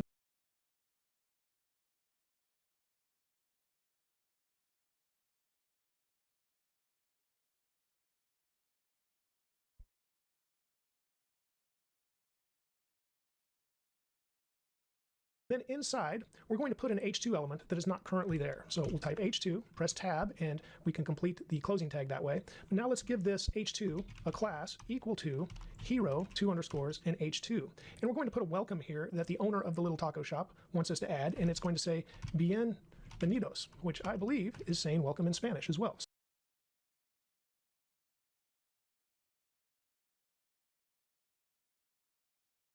So we'll just have that H2 there, and this won't be on every page. It's only going to be on the home page. After that, we have some changes to make to our figure itself. Now the figure can just stay there as is, so really what needs to be changed is the image and maybe applying a new class to the fig caption. So we're going to start off with the image, and it's still the tacos and drink image, but the dimensions have changed. So we just need to change the name. So it's going to be 1000, and you can see VS Code knows what's in our image folder, and it wants to help us complete that. The alt will stay the same, the alt attribute. The title will stay the same, but now we need to go ahead and supply the actual dimensions so we can avoid that content layout shift that may happen, and that was discussed previously in a lesson as well. And of course, we will be styling this image to be a responsive image too. And then we're going to give the fig caption a class while we're here, and this class is going to be off screen. And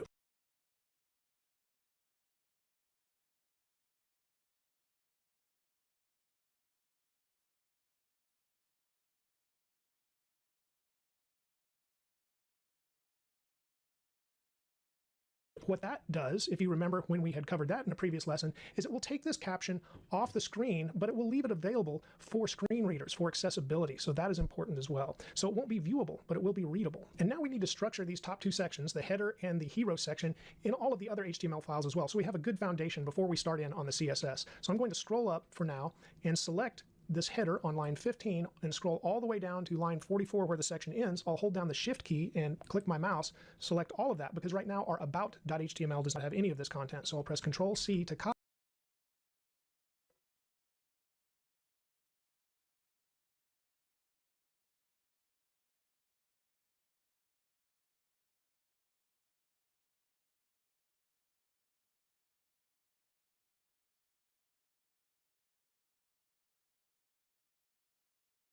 copy, and now I'll go to the about.html page, and inside the body element, I'm going to paste all of that in. Now it will currently be the same as we have on the index page, but we can make some changes here. And the first change we're going to make is to select this last list item and Control X to remove it from the bottom of the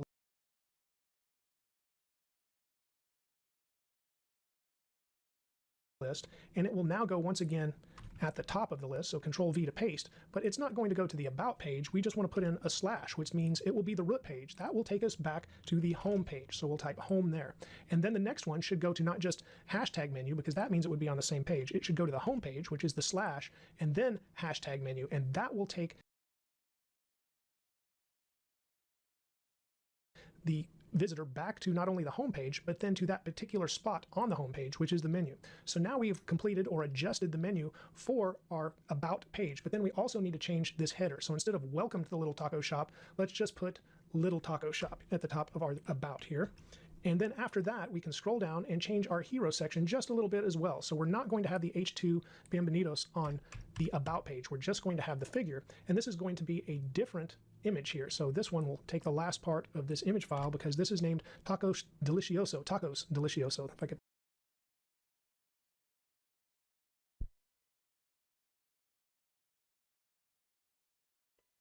About page hero section just a little bit as well. So we're not going to have the H2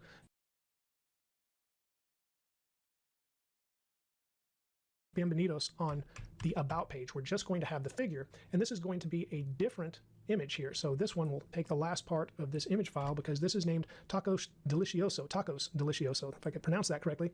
And then we'll have a different caption here as well, which should say Tacos Delicioso. I could double check my spelling on that as well. And let me go ahead and check the title tag. The title is basically the same. So I'll copy that, but we'll put an exclamation mark in there because the title and the alt do not have to be the same. The dimensions are the same, 1000 by 667. We're once again going to have a class of off-screen on the fig caption, but the caption should be different. So this will be try these delicious tacos.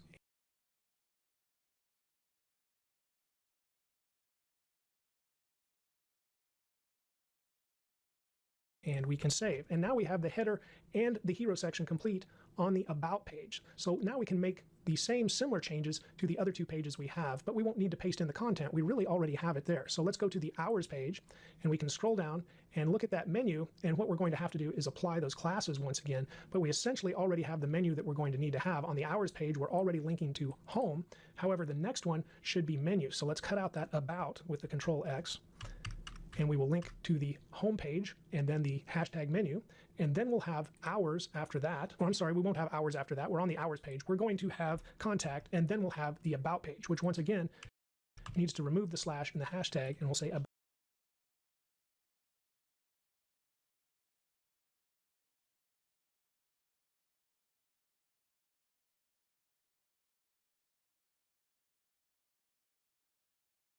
So let's go through similar changes. The hero section complete on the About page. So now we can make the same similar changes to the other two pages we have, but we won't need to paste in the content. We really already have it there. So let's go to the Hours page, and we can scroll down and look at that menu, and what we're going to have to do is apply those classes once again, but we essentially already have the menu that we're going to need to have. On the Hours page, we're already linking to Home. However, the next one should be Menu. So let's cut out that About with the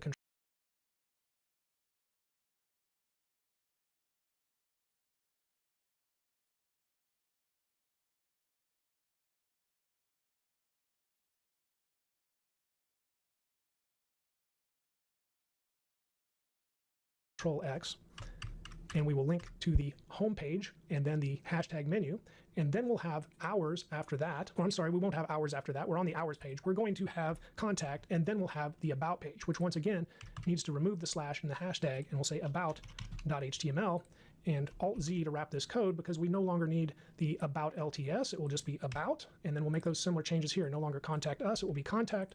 No longer our menu, it will just be menu.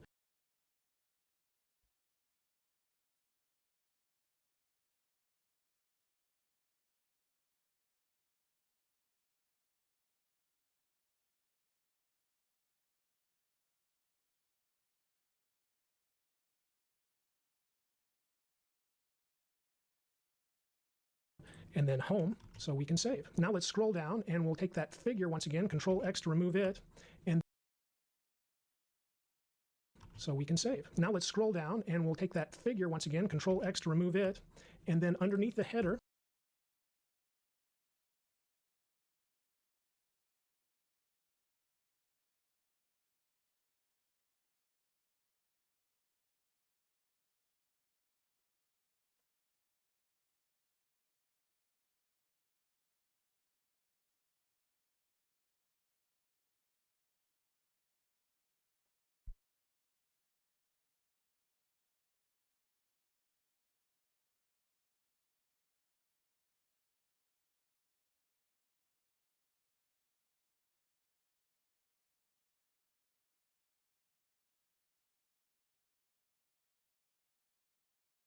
create just a little space.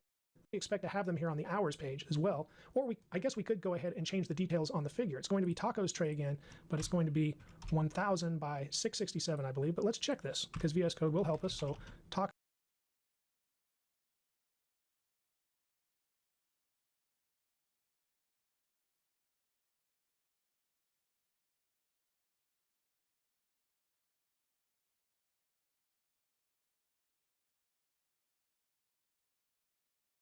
Well, or we go to the section, and now in the section we'll paste in classes as we expect to have them here again, but it's going to be tray, there we go, 1000 by 667, and then the rest of this won't change except the dimensions, so 1000 by 667, and then the fig caption once again is going to need that class equal to off screen. There we go. Now we need to add the class up above, which is hero, and save. Now let's go ahead and scroll up and we'll apply those header classes once again at the top for the hours page. So we have class equals header,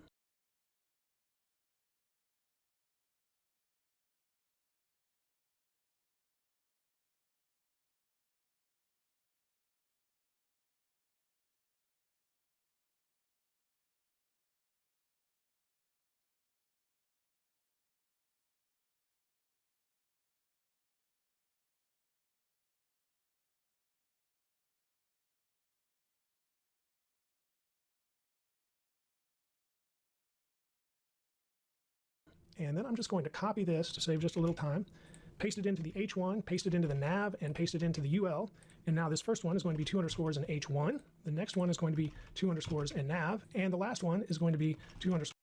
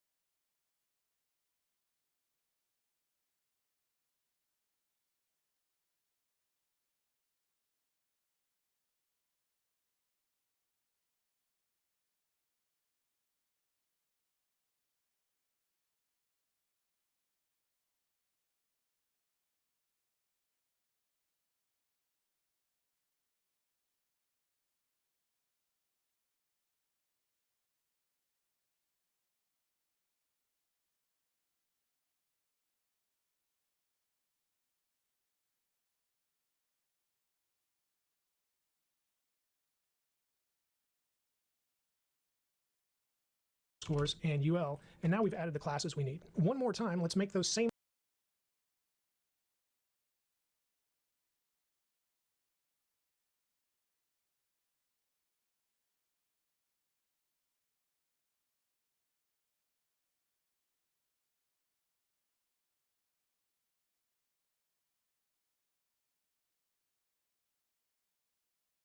changes to the contact page now. So our starter will be the header with a class of header. The H1 will then have a class of header, 2 underscores and H1. The nav will have the class of our header, 2 underscores and nav, and the unordered list will have a class of header, 2 underscores, and UL for unordered list. Looks like I put some extra spaces in there, I'll remove, but we've applied the class to the header. Let's look and see if we have the menu in the order that we want it as well. So we want to start with home, and then about is okay, but once again, it needs to be to the about page here. So we'll say about.html.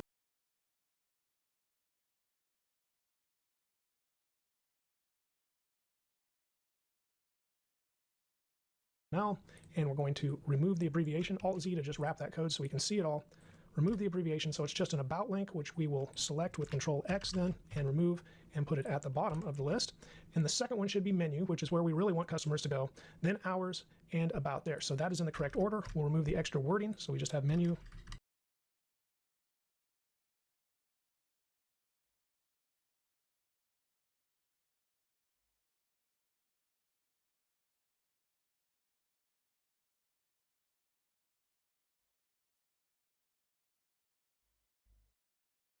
Hours and about, and save. And now finally, one more figure to remove to put in its own section element. So highlight that, Control-X to remove it.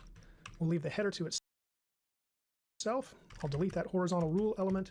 Then above here, we'll add the section. We'll leave that one. And the second one should be menu, which is where we really want customers to go, then hours and about there. So that is in the correct order. We'll remove the extra wording, so we just have menu.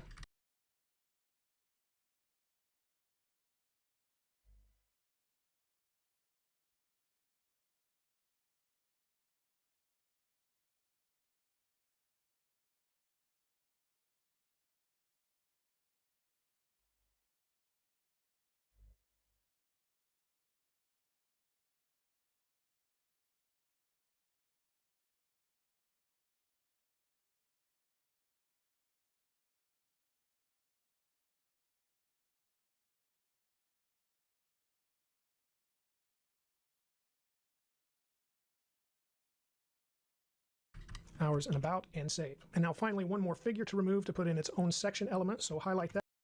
Tacos. Now we've got close up 1000 by 649, which is just a little different. So we'll delete that. And now the height here is 649. The fig caption once again gets the class equal to off screen and save. And now we are finally ready to write some CSS. And what we're going to do at the top is what you've seen me do at in a lot of different tutorials, and that is import some fonts from Google. I'm going to Control B so you can see this full line for just a second.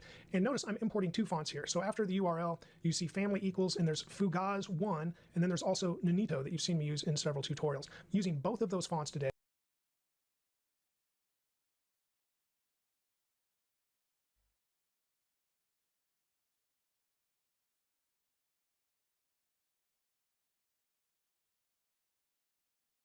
And if you remember from the typography lesson of how we can go get those fonts from fonts.google.com, you can do that and then import those into your CSS as I have. After that, we're going to have a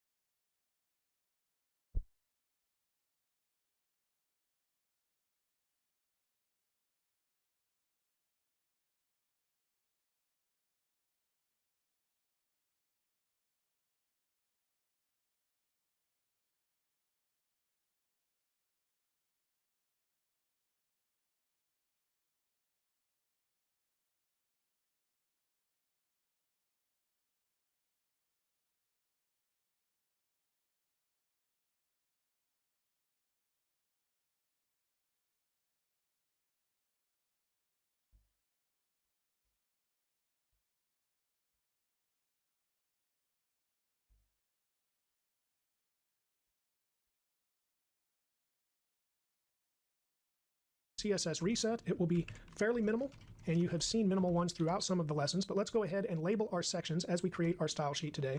It's going to start out with the everything selector, the all selector, but then a couple that you may not have seen that are commonly in resets that I did not add in the lesson on pseudo elements, but you see these pseudo elements. So you also see the all selector with the after and the all selector with before. So we're going to do that for all of those, and then we'll put in what you typically see me put, the margin 0, padding of 0, and then a box sizing of border box. Now that's not all of the reset that I want to use today, but that's a great start. We also need to put something in for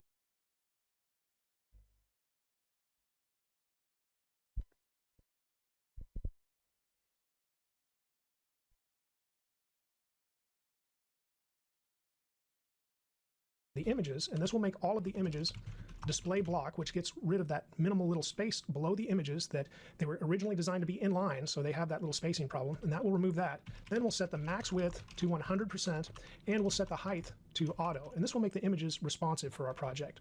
I'm going to Control S to save that much, and then scroll just a little bit. There's a few more styles to add to this reset. The form elements like input, text area, and button, for example, the ones that we're going to use today. So we'll say input, button, text area. All three of these and other form elements that you may use do not inherit font properties like other elements do. So we need to say font inherit if we want that to happen. And when I save, we'll probably see them formatted on 3 separate lines there. But that is the end of my reset for this project. Okay, after that, I'm going to add another section, and this is where I will define CSS variables. Now, I'll define these as I need them and then be able to come back and reference them. So I'll just say variables here. And then, as you know, that starts in the root selector. So I'll just have a selector here, and then inside, I'm going to have some labels too. And the first one that we will do today is font. And I know what I'm already going to do for font, so I can at least add one variable now, and that will be FF for font family. And the main one that I'm going to use is that Nunito font, and then after that, I'm going to have the fallback of sans serif. And then for the heading,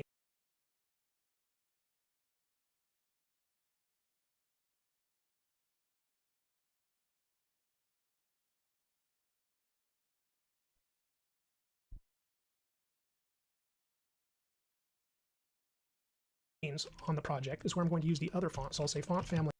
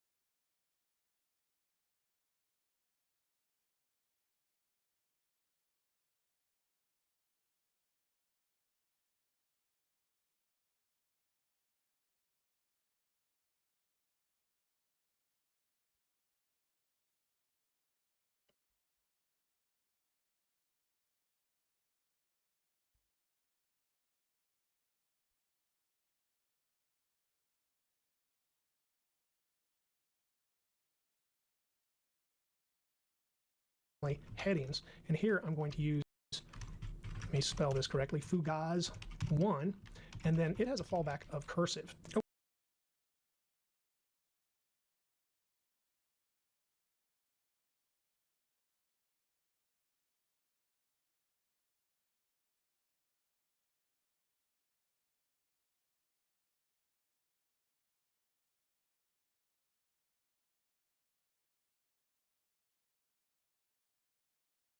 Okay, I can add just a few more variables that I know I'm going to use right away. And the other one for fonts is the font size. So I'll just call that FS. And I'm going to use the clamp function that we learned about so the font can grow and shrink. And this is modern CSS. This helps us it prevents us or keeps us from adding many media queries as some older CSS might have done. So our page can stay more responsive without having an abundance of media queries attached to it. So our minimum size today will be 1 rem, and then we'll allow it to grow at 2.2 viewport units based on the height. And then the max size would be 1.5 rem. That's what we'll put in. And so that will allow the font to grow as the page gets larger. And of course, it will stop so it doesn't get any smaller than 1 rem. Okay, after these fonts variables, I'm also going to put in another note here for colors. I like to define all of the colors in variables, and that way I can just change them in one spot and see how they work together. I will be coming back to add more colors here, but I'm going to start off with a background color, and I just want a basic orange. It's going to match something that's in the photo that we have, and I think that's going to look good. Then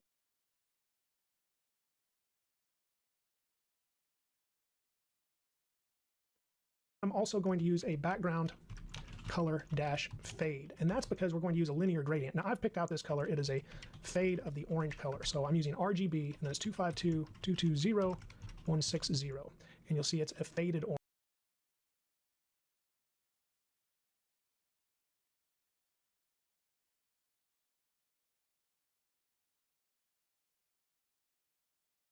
orange. After that, I'm going to use background image to create this gradient that we're going to fade with.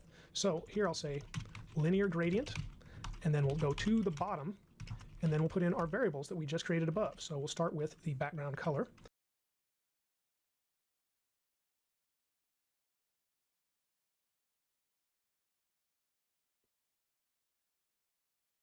And after the background color, we'll put a comma, another variable, and we'll start in and we'll go to the background color fade. So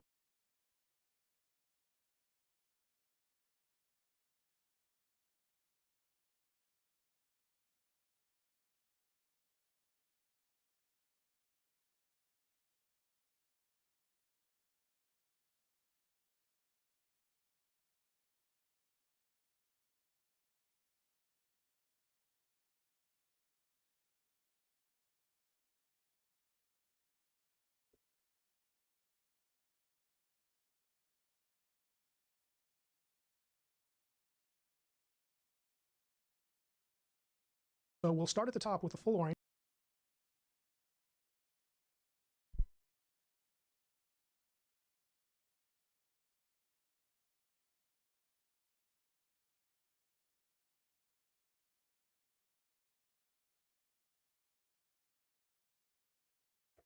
As created above. So we'll start with the background color, and after the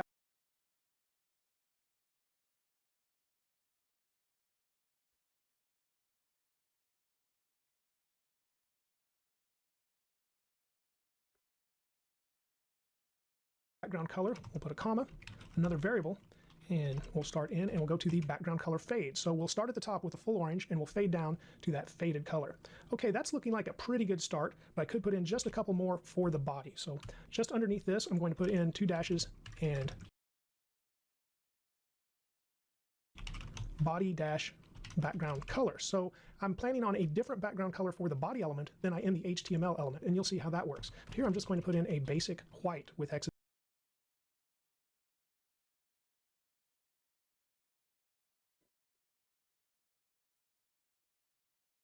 code, and it looks like I left out the semicolon over there. There we go. So now everything formats better. And then we'll just have our standard font color. I don't even need to say body font color. It's going to be the main font color. And this will just be a black with hexadecimal code as well. Okay, I will be coming back to add more variables, but right now I want to move on to the next section and just add a few utility classes that I always use. So I know what I need to put here. I'll put in utility classes. Normally I would probably just copy and paste these from a file that I would already have written them in before, but we'll go ahead and write these out. We've got our off-screen class, and this is a style I use to move elements off the screen but yet keep in the document flow. So a screen reader will still read the content, but maybe I don't want them to appear visually on the page. So I'm going to say position, and we'll set that to absolute, and then I'll say left, and we'll say minus 10,000 pixels, and so it will be